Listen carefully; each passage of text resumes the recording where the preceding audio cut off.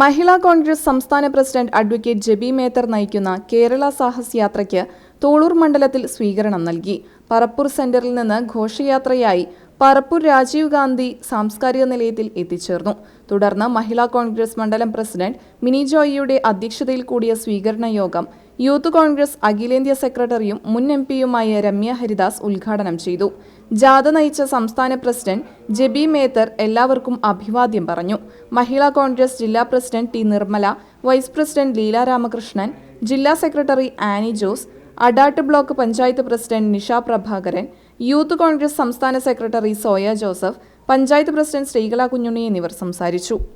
ഗുരുവായൂർ പടിഞ്ഞാറേനടയിൽ മഹിളാ കോൺഗ്രസ് മണ്ഡലം കമ്മിറ്റി സംഘടിപ്പിച്ച സ്വീകരണ ചടങ്ങ് മുൻ MP രമ്യ ഹരിദാസ് ഉദ്ഘാടനം ചെയ്തു.